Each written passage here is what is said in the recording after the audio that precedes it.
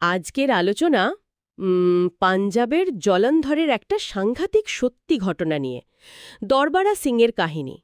২০০৪ সালে যাকে শিশু হত্যাকারী বলা হতো।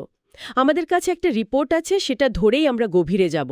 মানে ঠিক কি ঘটেছিল, কে ছিল এ দরবারা সিং, এগুলোই জানার চেষ্টা করব। হ্যাঁ, ঠিকই। সময়টা ছিল ২০০৪ এপ্রিল থেকে অক্টোবর মাস। জলন্ধরের যে পরিযায়ী শ্রমিক পরিবারগুলো ছিল তাদের জন্য একটা বিভীষিকার সময়।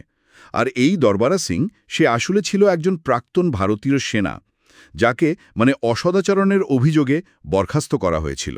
আর সবচেয়ে যা শিউরে ওঠার মতো ব্যাপার, সেটা হলো ওর শিকার ছিল শিশুরা, ৪ থেকে ১৪ বছর বয়স, বিশেষ করে পরিযায়ী শ্রমিকদের মেয়েরা। নিশ্চিতভাবে অন্তত ১৭টা শিশুর জীবন সে কেড়ে নিয়েছিল। ভাবা যায়, একজন প্রাক্তন সৈনিক।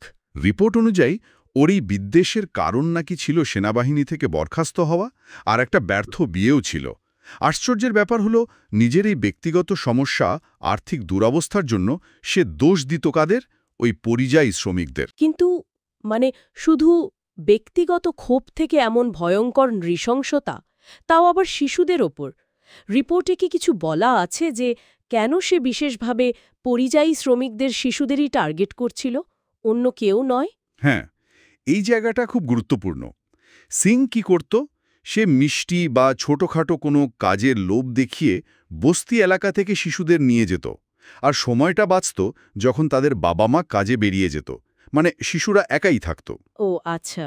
পরিযায়ী শ্রমিকদের শিশুরা তো এমনিতেই একটু কম নজরে থাকে, কম সুরক্ষিত। তাদের অনুপস্থিতিটা হয়তো চট করে কারো চোখেও পড়ত না। সিং সম্ভবত এই দুর্বলতারই সুযোগ নিয়েছিল। এটা শুধু ওর অপরাধের পদ্ধতি ছিল না, হয়তো তখনকার সমাজে এই প্রান্তিক শিশুদের নিরাপত্তা নিয়ে একটা, বলতে গেলে, উদাসীনতাও ছিল। আর তার পদ্ধতি, শুনেছিলাম সেটাও নাকি খুব ভয়ঙ্কর। অত্যন্ত নৃশংস। যা জানা যায়, শিশুদের একা পেলেই ধর্ষণ করত, তারপর শ্বাসরোধ করে খুন।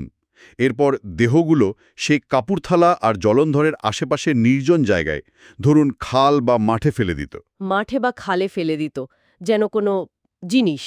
হ্যাঁ, এই যে পরিকল্পিত পদ্ধতি আর সমাজের সবচেয়ে প্রান্তিক, সবচেয়ে অদৃশ্য অংশকে টার্গেট করা, এর ফলেই সে কিন্তু কয়েক মাস ধরে ধরা পড়েনি। সন্দেহ এড়িয়ে গেছিল। বিশ্বাস করা কঠিন। আচ্ছা, তাহলে ধরা পড়ল কিভাবে শেষ পর্যন্ত? ২০০৪ সালের অক্টোবরে পরপর বেশ কয়েকটা শিশু নিখোঁজ হওয়ার পর পুলিশ তদন্ত করছিল। তখন একজন স্থানীয় লোক তারই দেওয়া তথ্যের ভিত্তিতে পুলিশ সিংকে গ্রেফতার করে। আর তারপরই আসল সত্যিটা বেরিয়ে আসে। আর সেই স্বীকারোক্তি? শুনেছিলাম একেবারে ঠান্ডা মাথায় সব স্বীকার করে সে, কোনো অনুতাপ ছিল না। হ্যাঁ, রিপোর্ট তো তাই বলছে। সিং নিজে দাঁড়িয়ে ১৭টা শিশু হত্যার কথা স্বীকার করে, তার মধ্যে ১৫ জন মেয়ে, ২ জন ছেলে। যদিও পুলিশের সন্দেহ ছিল সংখ্যাটা আরও বেশি, হয়তো ২৩ জনও হতে পারে, কিন্তু তার কথায় কোনো রকম অনুশোচনা ছিল না, একেবারে শীতল। ১৭টা নিশ্চিত খুন ভাবলেই, যখন ওই বিস্ট দোয়াব খাল বা অন্য জায়গা থেকে দেহগুলো উদ্ধার হতে শুরু হলো, তখন তো সাংঘাতিক পরিস্থিতি তৈরি হয়েছিল নিশ্চয়ই। ঠিক তাই। পুরো পাঞ্জাবে একটা আলোড়ন পড়ে গিয়েছিল। নিখোঁজ শিশুদের বাড়ির লোকেরা, বাবা মায়েরা, পাগলের মতো থানায় ছুটে আসছিলেন। বিচার হয়েছিল? হ্যাঁ, বিচারটা অবশ্য তাড়াতাড়ি হয়েছিল। ২০০৮ সালে সিং দোষী সাব্যস্ত হয়। ১৭টা খুনের জন্যেই মৃত্যুদণ্ড দেওয়া হয়েছিল। পরে অবশ্য সেটা কমে যাবজ্জীবন কারাদণ্ড হয়, আর ২০১৮ সালে জেলেই ওর মৃত্যু হয়। তাহলে ঘটনাটা দাঁড়ালো, একজন প্রাক্তন সৈনিক, যার কিনা দেশ রক্ষার কথা ছিল, সে ব্যক্তিগত বিদ্বেষ থেকে সমাজের সবচেয়ে দুর্বল শিশুদের ওপর নিজের ট্রেনিং কাজে লাগিয়ে এই নারকীয় হত্যাকাণ্ড চালিয়েছিল। একদম। কিন্তু এই ঘটনাটাকে শুধু একজন বিকৃত মানসিকতার খুনির গল্প হিসেবে দেখলে শায়দ ভুল হবে। এটা তার থেকেও বেশি কিছু।